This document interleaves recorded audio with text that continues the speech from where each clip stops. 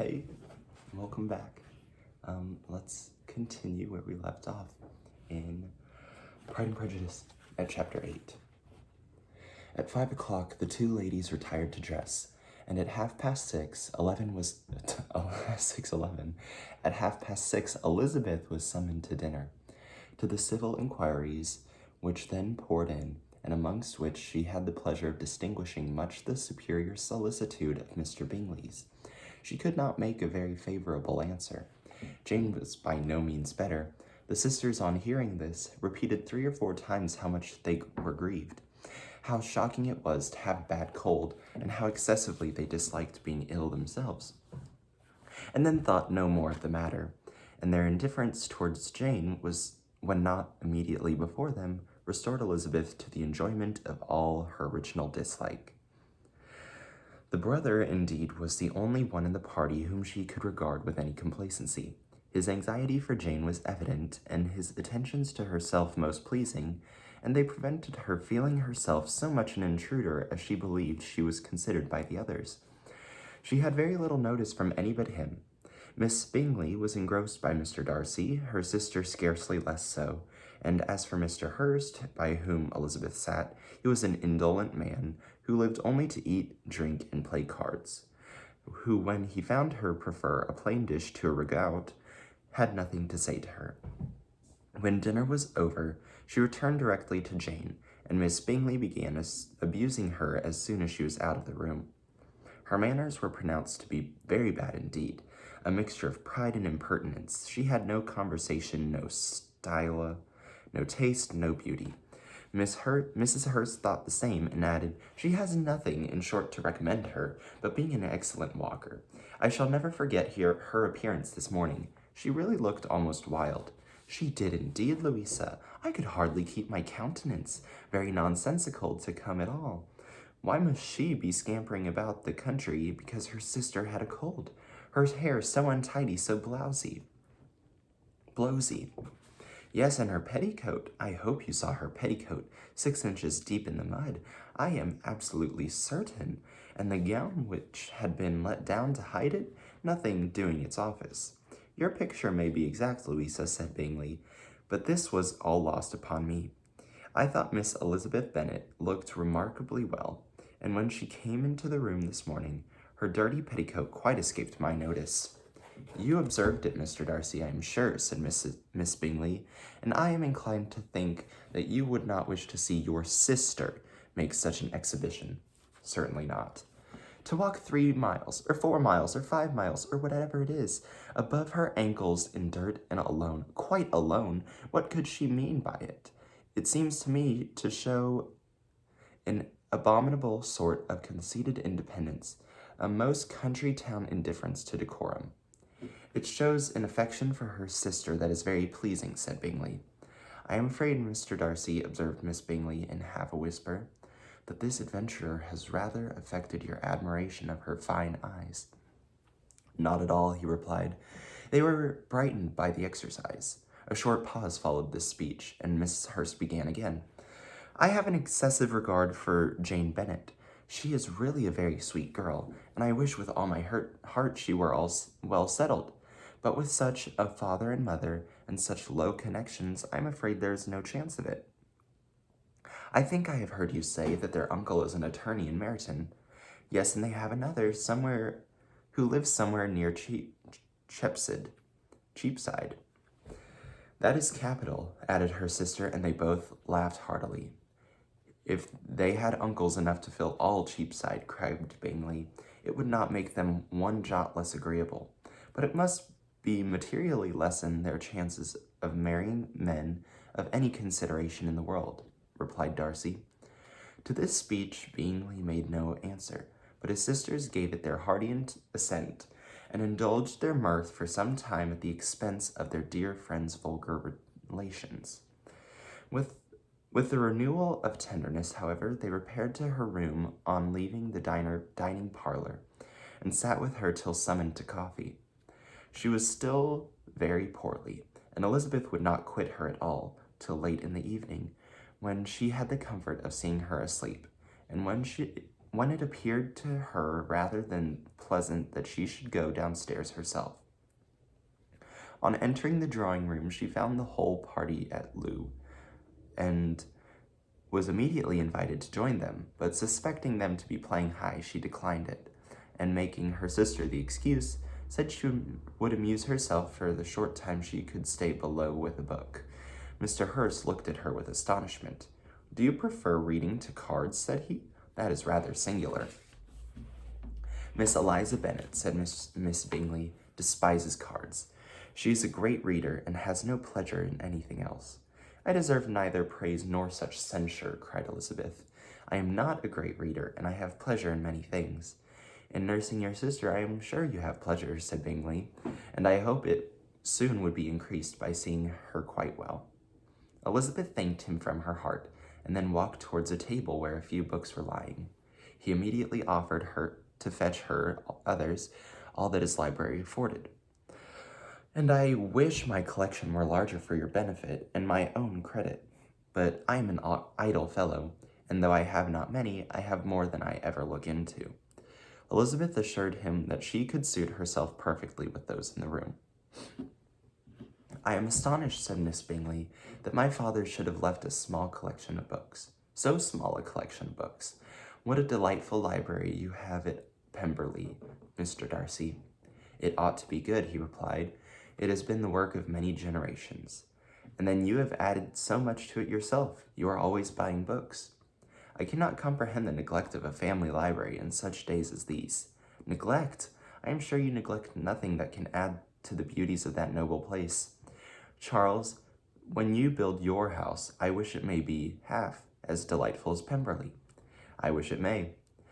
But I would really advise you to make your purchase in that neighborhood, and take Pemberley for a kind of model. There is not a finer country in England than Derbyshire. With all my heart, I will buy Pemberley itself if Darcy will sell it. I am talking of possibilities, Charles."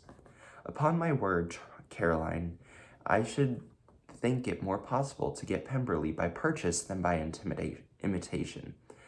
Elizabeth was so much caught by what had passed, as to leave her very little attention for her book, and soon laying it wholly aside, she drew near the card table, and stationed herself between Mr. Bingley and his eldest sister to observe the game.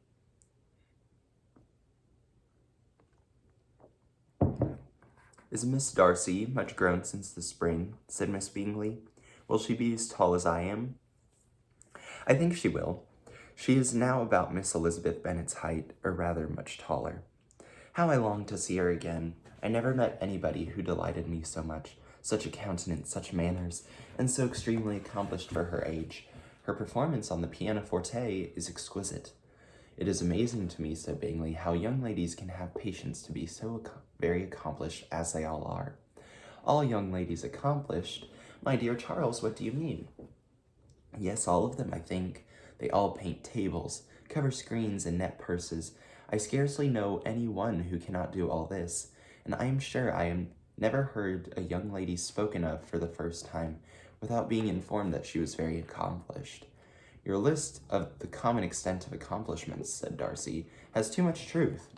The word is applied to many a woman who deserves it no otherwise than by netting a purse or covering a screen. But I am very far from agreeing with you in your estimation of ladies in general.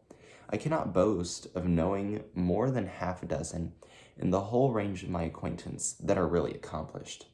"Nor I am sure," said Miss Bingley. "Then," observed Elizabeth, "you must comprehend a great deal in your idea of an accomplished woman. "Yes, I do comprehend a great deal in it." "Oh, certainly," cried his faithful assistant. "No one can be really esteemed accomplished who does not greatly surpass what is usually met with. A woman must have a thorough knowledge of music, singing, drawing, dancing, and the modern languages, to deserve the world, and besides all this, she must possess a certain something in her air and manner of walking, the tone of her voice, her address, and expressions, or the word will be but half deserved." "All this she must possess," added Darcy, "and to all this she must yet add something more substantial, in the improvement of her mind by extensive reading. I am no rather surprised at your knowing only 6 accomplished women. I rather wonder at your knowing any. Are you so severe upon your own sex as to doubt the possibility of all this? I never saw such a woman. I never saw such capacity and taste and application and elegance as you describe united. Mrs. Hurst and Miss Bingley both cried out against the injustice of her implied doubt, and were both protesting that they knew many women who answered this description, when Mr. Hurst called them to order, with bitter complaints of their inattention to what was going forward. As all conversation was thereby at an end, Elizabeth soon afterwards left the room. Eliza Bennet, said Miss Bingley, when the door was closed on her, is one of those young ladies who seek to recommend themselves to the other sex by undervaluing their own, and with many men I dare say it succeeds, but in my opinion it is a paltry device, a very mean art. Undoubtedly, replied Darcy, to whom this remark was chiefly addressed, there is meanness in all the arts which ladies sometimes condescend to employ for captivation. Whatever bears affinity to cunning is despicable. Miss Bingley was not so entirely satisfied with this reply as to continue the subject. Elizabeth joined them again only to say that her sister was worse, and that she could not leave her. Bingley urged Mr. Jones's being sent for immediately, while his sisters, convinced that no country advice could be of any service, recommended an express to town for one of the most eminent physicians. This she would not hear of, but she was not so unwilling to comply with their brother's proposal, and it was settled that Mr. Jones should be sent for early in the morning, if Miss Bennet were not decidedly better. Mr. Bingley was quite uncomfortable. His sisters declared that they were miserable.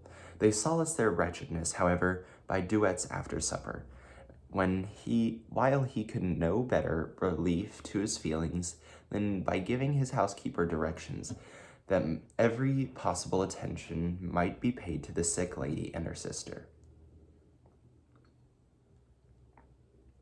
Elizabeth passed the chief of the night in her sister's room, and in the morning had the pleasure of being able to send a tolerable answer to the enquiries which she very early received from Mr. Bingley by a housemaid, and sometimes afterwards from the 2 elegant ladies who waited on his sisters. In spite of this amendment, however, she requested to have a note sent to Longbourn, desiring her mother to visit Jane and form her own judgment of the situation. The note was immediately dispatched, and its contents as quickly complied with.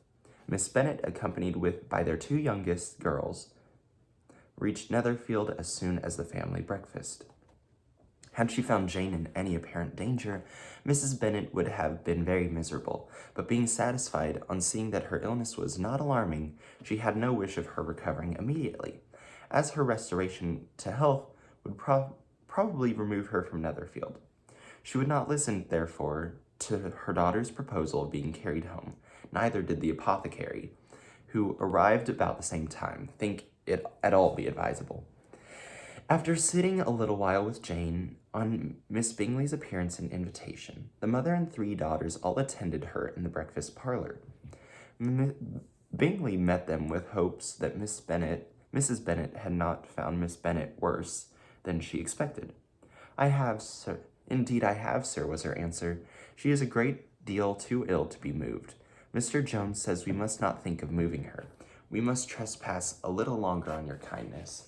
Removed, cried Mr. Bingley. It must not be thought of. My sister, I am sure, will not hear of her removal.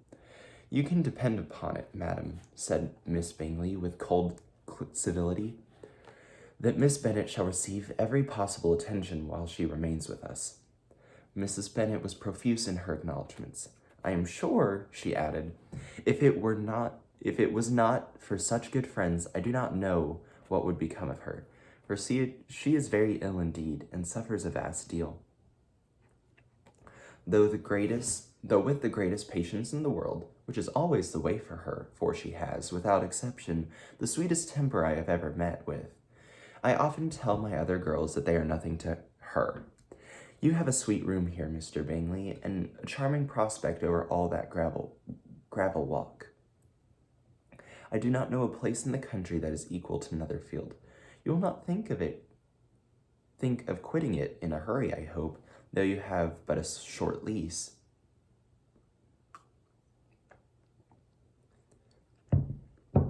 Whatever I do is done in a hurry, replied he, and therefore, if I should resolve to quit Netherfield, I should probably be off in 5 minutes. At present, however, I would consider myself quite fixed here. That is exactly what I should have supposed of you, said Elizabeth. You begin to comprehend me, do you? Cried he, turning towards her. Oh, yes, I understand you perfectly. I wish I might take this for a compliment, but to be so easily seen through, I am afraid is pitiful. That is, as it happens, it does not necessarily follow that a deep, intricate character is more or less estimable than such a one as yours. Lizzie, cried her mother, remember where you are, and do not turn on in the wild manner that you are suffered to do at home. I did not know before, continued Bingley immediately, that you were a studier of character. It must be an amusing study. Yes, but intricate characters are the most amusing. They have at least that advantage. The country, said Darcy, can in general supply but few subjects for such a study. In a country neighborhood, you move in a very confined and unvarying society. But people themselves alter so much that there is something new to be observed in them forever. Indeed, cried Mrs. Bennet, offended by his manner of mentioning a country neighborhood, I assure you there is quite as much of that going on in the country as in town. Everybody was surprised, and Darcy, after looking at her for a moment, turned silently away. Mrs. Bennet, who fancied she had gained a complete victory over him, continued her triumph. I cannot see that London has any great advantage over the country for my part, except the shops and public places. The country is a vast deal pleasanter, is it not, Mr. Bingley? When I am in the country, he replied, I never wish to leave it, and when I am in town, it is pretty much the same. They have each their advantages, and I can be equally happy in either. That is because you have the right disposition. But that gentleman, looking at Mr. Darcy, seemed to think the country was nothing at all. Indeed, mamma, you are mistaken, said Elizabeth, blushing for her mother. You quite mistook Mr. Darcy. He only meant that there were not such a variety of people to be met in the country as in town, which you must acknowledge to be true. Certainly, my dear, nobody said there were, but as to not meeting with many people in this neighborhood, I believe there are few neighborhoods larger. I know we dine with 24 families. Nothing but concern for Elizabeth could enable Bingley to keep his countenance. His sister was less delicate, and directed her eye towards Mr. Darcy with an expressive smile. Elizabeth, for the sake of saying something that might turn her mother's thoughts, now asked if Charlotte Lucas had been in Longbourn since her coming away. Yes, she called yesterday with her father. What an agreeable man Sir William is, Mr. Bingley, is he not? So much the man of fashion, so genteel and easy. He has always something to say to everybody. That is my idea of good breeding. And those persons who fancy themselves very important and never open their mouths quite mistake the matter. Did Charlotte dine with you? No, she would go home. I fancy she wanted about the mince pies. For my part, Mr. Bingley, I always keep servants that they can do their own work. My daughters are brought up differently. But everybody is to judge for themselves. And the Lucases are a very good sort of girls, I assure you. It is a pity that they are not handsome. Not that I think Charlotte so very plain, but then she is our particular friend. She seems a very pleasant young woman, said Bingley. Oh, dear, yes. But you must own she is oh my gosh. But you must own she is very plain. Lady Lucas herself has often said so, and envied me Jane's beauty. I do not like to boast of my own children, but to be sure, Jane, one does not often see anybody better looking. It is only what everybody says. I do not trust my own partiality.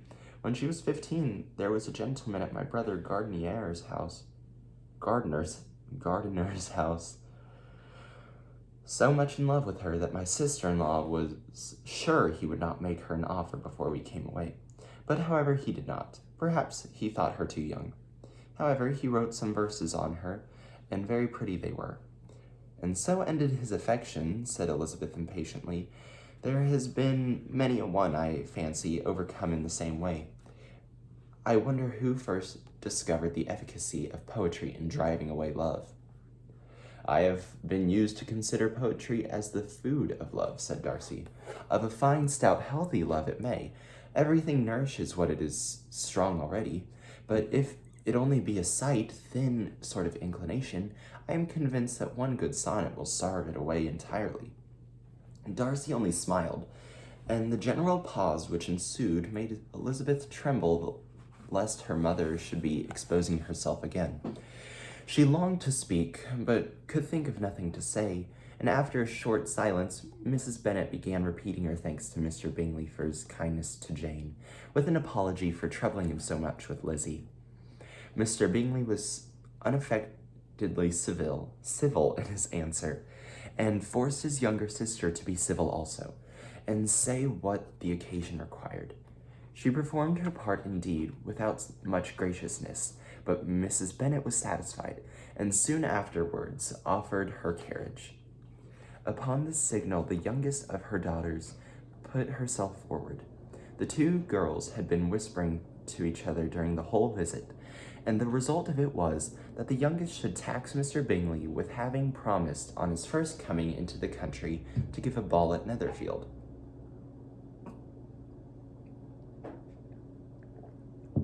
Lydia was a stout, well-grown girl of 15, with a fine complexion and good-humored countenance, a favorite with her mother, whose affection had brought her into public at an early age. She had high animal spirits and a sort of natural self-consequence, which the attentions of the officers, to whom her uncle's good dinners and her own easy manners recommended her, had increased into assurance. She was very equal, therefore, to address Mr. Bingley on the subject of the ball, and abruptly reminded him of his promise, adding that it would be the most shameful thing in the world if he did not keep it. His answer to this sudden attack was delightful to their mother's ear. I am perfectly ready, I assure you, to keep my engagement, and when your sister is recovered, you shall, if you please, name the very day of the ball. But you would not wish to be dancing while she is ill. Lydia declared herself satisfied. Oh, yes, it would be much better to wait till Jane was well, and by that time, most likely Captain Carter would be at Meryton as well.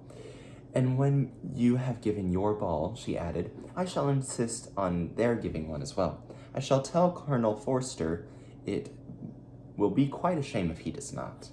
Mrs. Bennet and her daughters then departed, and Elizabeth returned instantly to Jane, leaving her own and her relations' behavior to the remarks of the two ladies and Mr. Darcy, the latter of whom, however, could not be prevailed on to join in their censure of her, in spite all of Miss Bingley's witticisms on fine eyes.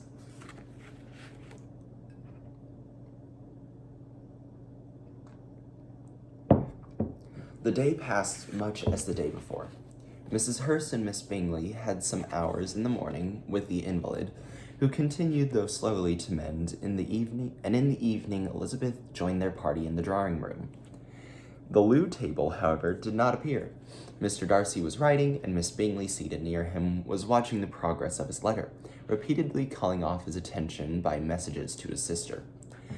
Mr. Hurst and Mr. Bingley were at a piquet, and Mrs. Hurst was observing their game. Elizabeth took up some needlework, and was sufficiently amused in attending to what had passed between Darcy and his companion.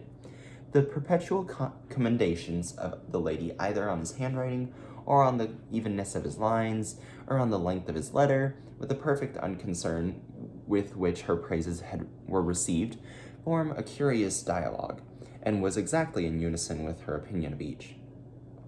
How delighted Miss Darcy will be to receive such a letter. He made no answer. You write uncommonly fast. You are mistaken. I write rather slowly. How many letters you must have occasion to write in the course of the year. Letters of business, too. How odious, I should think of them. It is fortunate, then, that they fall to my lot instead of to yours. Pray tell your sister that I long to see her. I have already told her so once by your desire. I am afraid I do not like your pen. Let me mend it for you. I mend pens remarkably well. Thank you, but I must mend my own. How can you contrive to write so even? He was silent. Tell your sister I am delighted to hear of her improvement on the harp, and pray let her know that I am quite in raptures with her beautiful little design for a table, and I think it infinite superior to Miss Grantley's. Will you give me leave to defer your raptures till I write again? At present I have not room to do them justice. Oh, it is of no consequence. I shall see her in January. But do you always write such charming long letters to her, Mr. Darcy? They are generally long, but whether always charming it is not for me to determine. It is a rule with me that a person who can write a long letter with ease cannot write ill. That will not do for a compliment to Darcy, Caroline, cried her brother, because he does not write letters with ease. He studies too much for words of 4 syllables. Do you not, Mr. Darcy? My style of writing is very different from yours. Oh, cried Miss Bingley, Charles writes in the most careless way imaginable. He leaves out half of his words and blots the rest. My ideas flow so rapidly that I have not time to express them, by which means of my letters sometimes convey no ideas at all to my correspondents. Your humility, Mr. Bingley, said Elizabeth, must disarm reproof. Nothing is more deceitful, said Darcy, than the appearance of humility. It is often only carelessness of opinion and sometimes an indirect boast. And which of the two do you call my little recent piece of modesty? An indirect boast, for you are really proud of your defects in writing, because you consider them as proceeding from a rapidity of thought and a carelessness of execution, which, if not estimable, you think at least highly interesting. The power of doing anything with quickness is always much prized by the possessor, and often without attention to the imperfection of the performance. When you told Miss Bennet this morning that if you ever resolved on quitting Netherfield you shall be gone in 5 minutes, you meant that as a sort of panegyric of compliment to yourself. And yet what is there so laudable in the precipitance which you must leave very necessary business undone, and can be of no real advantage to yourself or anyone else? Nay, cried Bingley, this is too much, and to remember at night all the foolish things that were said in the morning. And yet, upon my honor, I believed what I said of myself to be true, and I believed it at this moment. At least, therefore, I did not assume the character of needless precipitance merely to show off before the ladies. I dare say you believed it, but I am by no means convinced that you would have been gone with such celerity. Your conduct would be quite as dependent on chance as that of any man I know. And as if you were mounting your horse, a friend were to say, Bingley, you had better stay till next week, and you would probably do it, you probably would not go, and at another word you might stay a month.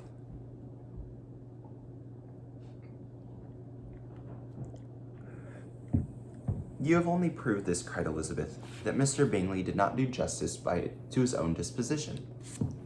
You have shown him off now much more than he did himself. I am exceedingly gratified, said Bingley, by your converting what my friend says into a compliment on the sweetness of my temper. But I am afraid you are giving it a turn which that gentleman did by no means intend. For he certainly would think the better of me, if under such a circumstance I were to give a flat denial, and ride off as fast as I could. Would Mr. Darcy then consider the rashness of your original intention as atoned for by your obstinacy in adhering to it? Upon my word, I cannot exactly explain the matter. Mr. Darcy must speak for himself. You expect me to account for opinions which you choose to call mine, but which I never acknowledged. Allowing the case, however, to stand according to your representation, you must remember, Miss Bennet, that the friend who is supposed to desire his return to the house, and the delay of his plan, has merely desired it, asked it without offering one argument in favor to its propriety. To yield readily, easily, to the persuasion of a friend is no merit with you. To yield without conviction is no compliment to the understanding of either. You appear to me, Mr. Darcy, to allow nothing for the influence of friendship and affection. A regard for the requester would often make one readily yield to a request, without waiting for arguments to reason one into it. I am not particularly speaking of such case as you have supposed about Mr. Bingley. We may as well wait, perhaps, till the circumstance occurs, before we discuss the discretion of his behavior thereupon. But in general and ordinary cases between friend and friend, where one of them is desired by the other to change a resolution, of no very great moment should you think ill of that person for complying with the desire, without waiting to be argued into it. Will it not be advisable, before we proceed on this subject, to arrange with rather more precision the degree of importance which is to appertain to this request, as well as the degree of intimacy subsisting between the parties? By all means, cried Bingley, let us hear all the particulars, not forgetting their comparative height and size, for that will have more weight in the argument, Miss Bennet, than you may be aware of. I assure you that if Mr. Darcy were not such a great tall fellow in comparison with myself, I should not pay him half so much deference. I declare I do not know a more awful object than Darcy, on particular occasions, and in particular places, at his own house especially, and of a Sunday evening when he has nothing to do. Mr. Darcy smiled, but Elizabeth thought she could perceive that he was rather offended, and therefore checked her laugh. Miss Bingley warmly resented the indignity he had received in an expostulation with her brother for talking such nonsense. I see your design, Bingley, said his friend. You dislike an argument and want to silence this. Perhaps I do. Arguments are too much like disputes. If you and Miss Bennet will defer yours till I am out of the room, I shall be very thankful, and then you may say whatever you like of me. Whatever you ask, said Elizabeth, is no sacrifice on my side, and Mr. Darcy had much better finish his letter. Mr. Darcy took her advice and did finish his letter. When that business was over, he applied to Miss Bingley and Elizabeth for the indulgence of some music. Miss Bingley moved with the alacrity to the pianoforte, and after a polite request that Elizabeth would lead the way, which the other as politely, more earnestly, negatived, she seated herself. Mrs. Hurst sang with her sister, and while they were thus employed, Elizabeth could not help observing, as she turned over some music books that lay on the instruments, how frequently Mr. Darcy's eyes were fixed on her. She hardly knew how to suppose that she could be an object of admiration to so great a man, and yet that he should look at her because he disliked her was still more strange. She could only imagine, however, at last, that she drew his notice because there was something in her more wrong and reprehensible, according to his ideas of right, than in any other person present. The supposition did not pain her. She liked him too little to care for his approbation.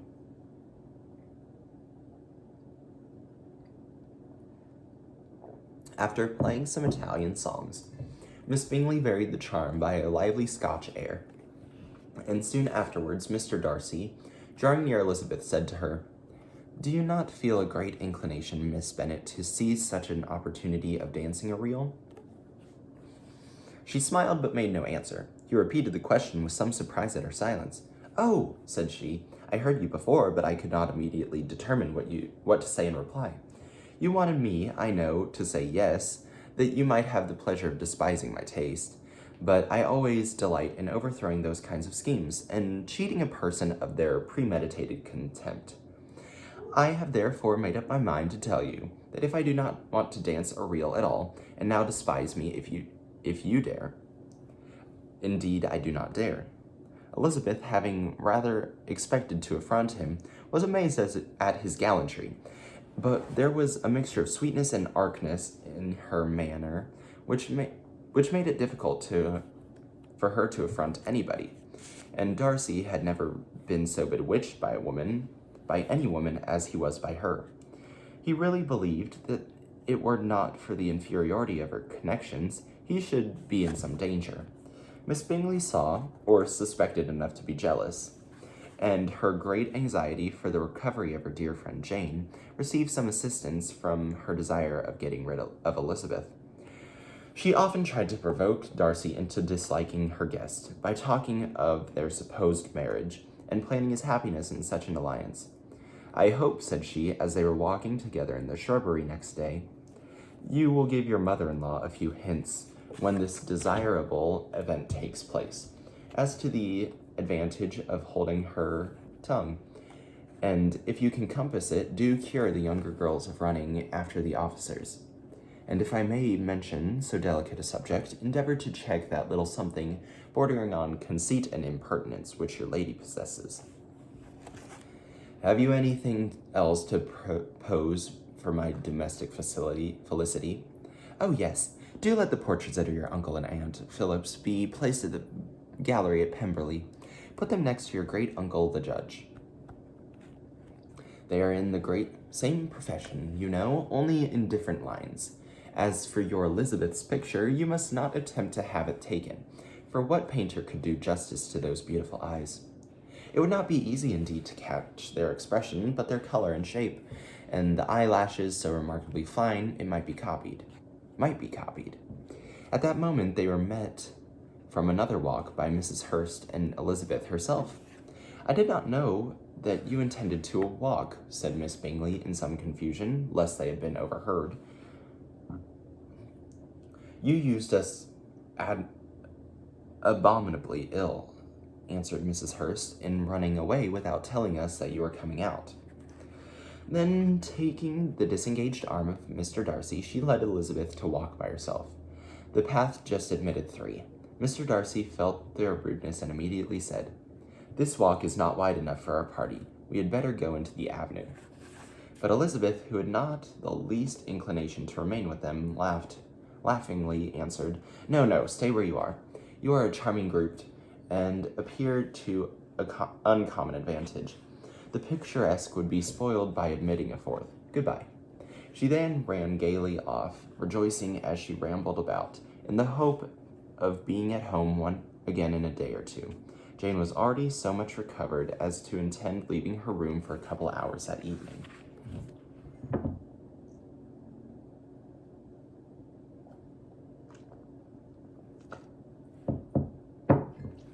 When the ladies removed after dinner, Elizabeth ran up to her sister, and seeing her well guarded from cold, attended her in the drawing room, where she was welcomed by her two friends with many professions of pleasure. And Elizabeth had never seen them so agreeable as they were during the hour which passed before the gentlemen appeared. Their powers of conversation were considerable. They could describe an entertainment with accuracy, relate an anecdote with humor, and laugh at their acquaintance with spirit. But when the gentlemen entered, Jane was no longer the first object. Miss Bingley's eyes were instantly turned towards Darcy, and she had something to say to him before he had advanced many steps. He addressed himself directly to Miss Bennet with a polite congratulation. Mr. Hurst also made her a slight bow, and said he was very glad, but diffuseness and warmth remained for Bingley's salutation. He was full of joy and attention. The first half-hour was spent in piling up the fire, lest she should suffer from the change of room, and she removed at his desire to the other place at the other side of the fireplace, that she might be further from the door. He then sat down by her, and talked scarcely to anyone else. Elizabeth, at work in the opposite corner, saw it with great delight. When tea was over, Mr. Hurst reminded his sister-in-law of the card table, but in vain. She had obtained private intelligence that Mr. Darcy did not wish for cards, and Mr. Hurst soon found even his open petition rejected. She assured him that no one intended to play, and the silence of the whole party on the subject seemed to justify her. Mr. Hurst had therefore nothing to do but to stretch himself on one of the sofas and go to sleep. Darcy took up a book, Miss Bingley did the same, and Mrs. Hurst, principally accompanied in the playing with her bracelets and rings, joined now and then by her brother's conversation with Miss Bennet. Miss Bingley's attention was quite as much engaged in watching Mr. Darcy's progress through his book as in reading her own, and she was perpetually either making some inquiry or looking at his page. She could not win him, however, to any conversation. He merely answered her question and read on. At length, quite exhausted by the attempt to be amused with her own book, which she had only chosen because it was the second volume of his, she gave a great yawn and said, "How pleasant it is to spend an evening in this way. I declare, after all, there is no enjoyment like reading. How much sooner one tires of anything than of a book. When I have a house of my own, I shall be miserable if I have not an excellent library." No one made any reply. She then yawned, threw aside her book, and cast her eyes around the room in quest of some amusement. When her brother mentioning a ball to Miss Bennet, she turned suddenly towards him and said, "By the by, Charles, are you really serious, and meditating a dance at Netherfield? I would advise you, before you determine on it, to consult the wishes of the present party. I am much mistaken if there are not some among us to whom a ball would be rather a punishment than a pleasure." "If you mean Darcy," cried her brother, "he may go to bed, if he chooses, before it begins. But as a ball, it is quite a settled thing. As soon as Nichols has made white soup enough, I shall send round my cards." "I should like balls indefinitely better," she replied, "if they were carried on in a different manner. But there is something insufferably tedious in the usual process of such a meeting. It would surely be much more rational if conversation instead of dancing made the order of the day." "Much more rational, my dear Caroline, I dare say, but it would not be near so much like a ball." Miss Bingley made no answer, and soon afterwards got up and walked about the room. Her figure was elegant, and she walked well, but Darcy, at whom it was all aimed, was still inflexibly studious. In the desperation of her feelings, she resolved on one effort more, and turning to Elizabeth, said, "Miss Eliza Bennet, let me persuade you to follow my example, and take a turn about the room. I assure you it is very refreshing after sitting so long in one attitude." Elizabeth was surprised, but agreed to it immediately. Miss Bingley succeeded no less in the real object of her civility. Mr. Darcy looked up. He was as much awake to the novelty of attention in that quarter as Elizabeth herself could be, and unconsciously closed his book. He was directly invited to join their party, but he declined it, observing that he could imagine but two motives for their choosing to walk down the room together, which either of the motives his joining them would interfere. What would that mean? She was dying to know what could be his meaning, and asked Elizabeth whether she could at all understand him.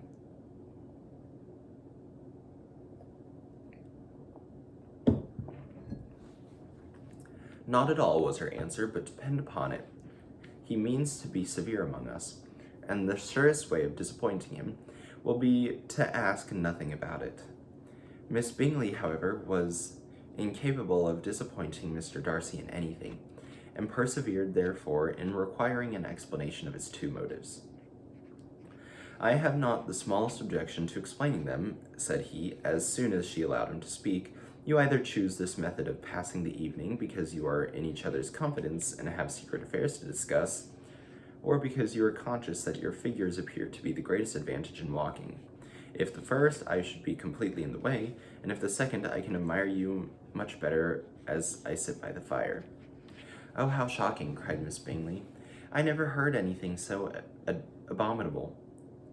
How shall we punish him for such a speech?" "Nothing so easy, if you have but the inclination," said Elizabeth. "We can all plague and punish each other. Tease him, laugh at him, intimate as you are, you must know how it is to be done." "But upon my honor, I do not. I do not assure that my intimacy has not yet taught me that. Tease calmness of temper and presence of mind. No, I feel he may defy us there. And as to laughter, we will not expose ourselves, if you please, by attempting to laugh without a subject. Mr. Darcy may hug himself." "Mr. Darcy is not to be laughed at," cried Elizabeth. "That is an uncommon advantage, and uncommon it will continue. for it would be a great loss to me to have any such acquaintance. I dearly love a laugh. Miss Bingley, said he, has given me credit for more than he can be. The wisest and best of men, nay, the wisest and best of their actions, may be rendered ridiculous by a person whose first object in life is a joke. Certainly, replied Elizabeth, there are such people, but I hope I am not one of them. I hope I never ridicule what is good, wise or good. Follies and nonsense, whims and inconsistencies do divert me, I own, but I laugh at them whenever I can. But these, I suppose, are precisely what you are without. Perhaps that is not possible for any one, but it has been the study of my life to avoid those weaknesses which often expose a strong understanding to ridicule, such as vanity and pride. Yes, vanity is a weakness indeed, but pride, where there is a real superiority of mind, pride will always under good regulation. Elizabeth turned away to hide a smile. Your examination of Mr. Darcy is over, I presume, said Miss Bingley, and pray what is the result? I am perfectly convinced by it that Mr. Darcy has no defect. He owns it himself without disguise. No, said Darcy, I have made no pretension. I have faults enough, but they are not, I hope, of understanding. My temper I dare not vouch for. It is, I believe, too little wielding, certainly too little for the convenience of the world. I cannot forget the follies and vices others so soon as I ought, nor their offenses against myself.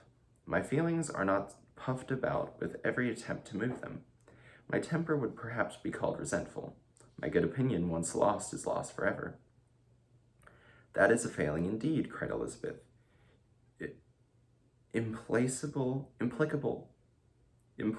resentment is a shade in a character. But you have chosen your fault well. I really cannot laugh at it. You are safe from me. There is, I believe, in every disposition a tendency to some particular evil, and a natural defect which not even the best education can overcome.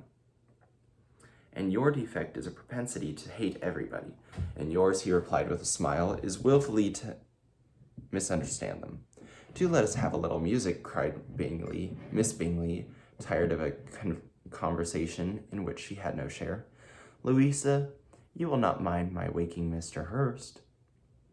Her sister made not the smallest objection, and the pianoforte was opened, and Darcy, after a few moments' recollection, was not sorry for it. He began to feel the danger of paying Elizabeth too much attention.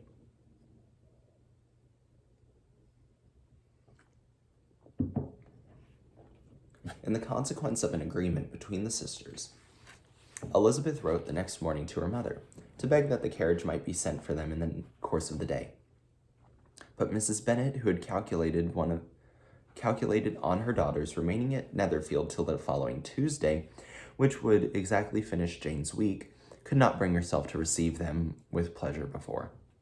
Her answer, therefore, was not propitious, at least not to Elizabeth's wishes for she was impatient to get home. Miss Bennet sent them word that they could not possibly have the carriage before Tuesday, and in her postscript added that if Mr. Bingley and his sister pressed them to stay longer, she could spare them very well. Against staying longer, however, Elizabeth was positively resolved, nor did she expect it would be asked, and fearful, on the contrary, as being considered as intruding themselves needlessly long, she urged Jane to borrow Mr. Bingley's carriage immediately, and at length it was settled that their original design of leaving Netherfield that morning should be mentioned, and the request made. The communication excited many professions of concern, and enough was said of wishing them to stay at least till the following day to work on Jane, and till the morrow their going was deferred. Miss Bingley was then sorry that she had proposed for the delay, for her jealousy and dislike of one sister had much exceeded her affection for the other. The master of the house heard with real sorrow that they were to go so soon, and repeatedly tried to persuade Miss Bennet that it would not be safe for her, that she would not enough recovered, but Jane was firm where she felt herself to be right. To Mr. Darcy it was a welcome intelligence. Elizabeth had been at Netherfield too long. She attracted him more than he liked, and Miss Bingley was uncivil to her, and and more teasing than usual to himself. He wisely resolved to be particularly careful that no sign of admiration should now escape him. Nothing that could elevate her with hope of influencing his felicity, sensible that if such an idea had been suggested, his behavior during the day must have material weight in confirming or crushing it. Steady to his purpose, he scarcely spoke 10 words to her through the whole of Saturday. And though they were at one time left by themselves half an hour, he adhered most conscientiously to his book, and would not even look at her. On Sunday after morning service, the separation, so agreeable almost all took place. Miss Bingley's civility to Elizabeth increased at last very rapidly, as well as her affection for Jane, and when they parted, after assuring the latter of the pleasure it would always give to see her either at Longbourn or Netherfield, and embracing her at most tenderly, she even shook hands with the former. Elizabeth took leave of the whole party in the liveliest spirits. They were not welcomed home very cordially by their mother. Miss Bennet wondered at their coming, and thought them very wrong to give so much trouble, and was sure Jane would have caught cold again. But their father, though very laconic in his expressions of pleasure, was really glad to see them home. He had felt their importance in the family circle. The evening conversation, when they were all assembled, had lost much of its animation, and almost all its sense, by the absence of Jane and Elizabeth. They found Mary, as usual, deep in the study of thorough base in human nature, and had some new extracts to admire, and some new observations of threadbare morality to listen to. Catherine and Lydia had information for them of a different sort. Much had been done, and much had been said in the regiment since the preceding Wednesday. Several of the officers had dined lately with their uncle. A private had been flogged, and it had actually been hinted that Colonel Forster was going to be married. "I hope, my dear," said Mr. Bennet to his wife, as they were looking at breakfast the next morning, "that you have ordered a good dinner today, because I have reason to expect in addition to our family party." "Who do you mean, my dear? I know of nobody that is coming, I am sure, unless Charlotte Lucas should happen to call in, and I hope my dinners are good enough for her. I do not believe she often sees such at home." "The person of whom I speak is a gentleman and a stranger." Mrs. Bennet's eyes sparkled. "A gentleman and a stranger? It is Mr. Bingley, I am sure. Why, Jane, you never dropped a word of this, you sly thing. Why, well, I am sure I shall be extremely glad to see Mr. Bingley. But, good Lord, how unlucky. There is not a bit of fish to be got today. Lydia, my love, ring the bell. I must speak to Hill this moment." "It is not Mr. Bingley," said her husband. "It is a person whom I never saw the whole course of my life." This roused a general astonishment, and he had the pleasure of being eagerly questioned by his wife and 5 daughters at once. After amusing himself some time with their curiosity, he explained thus: "About a month ago I received this letter, and upon a fortnight ago I answered it, for I thought it a case of some delicacy, and requiring early attention.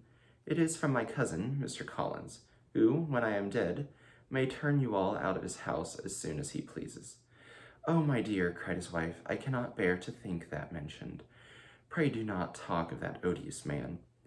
I do think it is the hardest thing in the world, that your estate should be entailed away from your own children, and I am sure, if I had been you, I should have tried long ago to do something or other about it."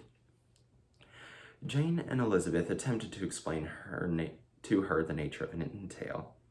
They had often attempted it before, but it was the subject on which Mrs. Bennet was beyond the reach of reason, and she continued to rail bitterly against the cruelty of seeing an estate away from a family of 5 daughters, in a favor of a man whom nobody cared anything about. It certainly is most iniquitous affair," said Mr. Bennet, and nothing can clear Mr. Collins from the guilt of inheriting Longbourn. But if you listen to his letter, perhaps you may perhaps be softened by his manner of expressing himself. Know that I assure I shall not, and I think it very impertinent of him to write you at all, and very hypocritical. I hate such false friends. Why could not he keep on quarreling with you, as his father did before him? Why, indeed, he does seem to have some filial scruples on that head, as you will hear. Hunsford, near Westerham, Kent, 15th October. Dear Sir, the disagreement subsisting between yourself and my late honored father always gave me much uneasiness, and since I have been the misfortune to lose him, I have frequently wished to heal the breach. But for some time I was kept back by my own doubts, fearing lest it might seem disrespectful to his memory for me to be on good terms with anyone, with whom it had always pleased him to be at variance. There, Mrs. Bennet. My mind, however, is now made up on the subject, for having received an ordination at Easter, I have been so fortunate as to be distinguished by a patronage of the Right Honourable Lady Catherine de Bourgh, Lady of Sir Lewis of Bourgh, whose bounty and beneficence has preferred me to the valuable rectory of this parish, where it shall be my earnest endeavour to demean myself with grateful respect towards her ladyship, and be ever ready to perform those rites and ceremonies which are instituted by the Church of England. As a clergyman, moreover, I feel it my duty to promote and establish the blessing of peace in all families within the reach of my influence. And on those grounds I flatter myself with my present overtures of great will are highly commendable, and that the circumstances of my being next in the entrail of Longbourn estate will be kindly overlooked on your side, and not lead you to reject the offered olive branch. I cannot be otherwise than concerned at being the means of injuring your amiable daughters, and beg leave to apologize for it, as well as to assure you of my readiness to take them every possible amends. But of this hereafter, if you should have no objection to receive me in your house, I suppose myself satisfaction of waiting on you and your family, Monday, November 18th, by 4 o'clock, and shall probably trespass on your hospitality till Saturday se'nnight following, which I can do without any inconvenience, as Lady Catherine is far from objecting to my occasional absence on a Sunday, provided that some other clergyman is engaged to do the duty of the day. I remain, dear sir, with the respectful compliments to your ladies and daughters. Your well-wisher and friend, William Collins. At 4 o'clock, therefore, we may expect this peacemaking gentleman, said Mr. Bennet as he folded up the letter. He seems to be a most conscientious and polite young man, upon my word, and I doubt not will provide a valuable acquaintance, especially if Lady Catherine should be so indulgent as to let him come to us again. There is some sense in what he says about the girls, however, and if he is disposed to make them any amends, I shall not be the person to discourage him. Though it is difficult, said Jane, to guess in what way he can mean to make us the atonement he thinks our due. The wish is certainly to his credit.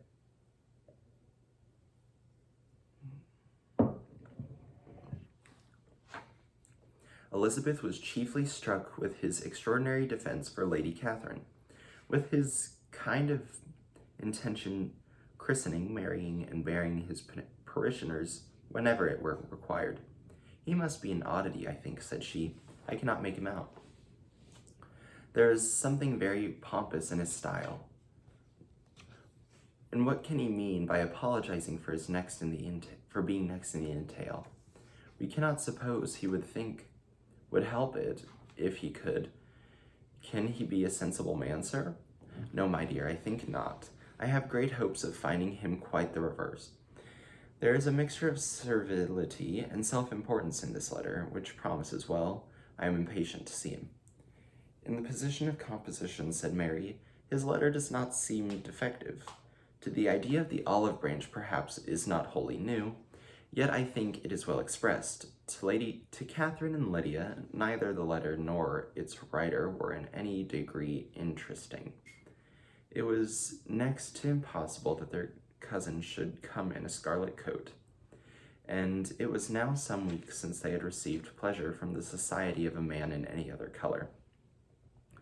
As for their mother, Mr. Collins' letter had done away much of her ill will, and she was preparing to see him with a degree of composure which astonished her husband and daughters. Mr. Collins was punctual to his time, and was received with great politeness by the whole family.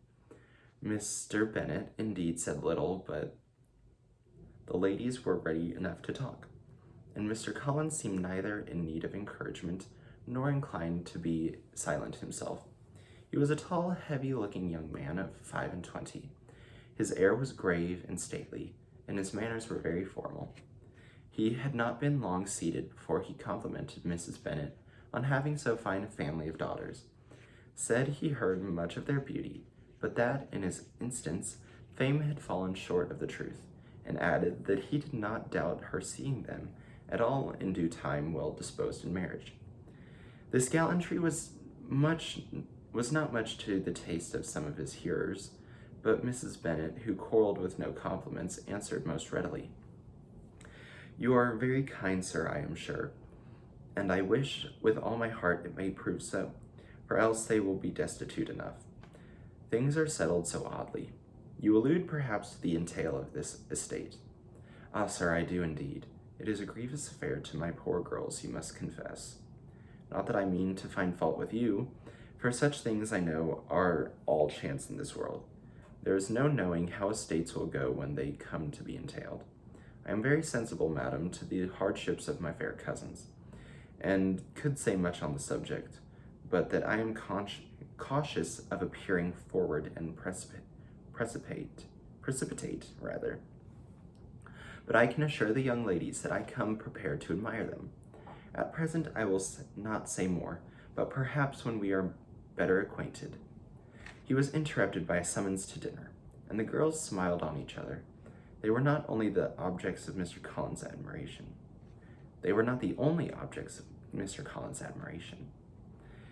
The hall, the dining room, and all its furniture were examined and praised, and his commendation of everything would have touched Mrs. Bennet's heart, but for mortifying supposition of his viewing it all as his own future property. The dinner, too, in its turn, was highly admired, and he begged to know to which of his fair cousins the excellence of its cookery was owing. But here he was set right by Mrs. Bennet, who assured him with asperity that they were all well able to keep a good cook, and that her daughters had nothing to do in the kitchen. He begged pardon for having displeased her.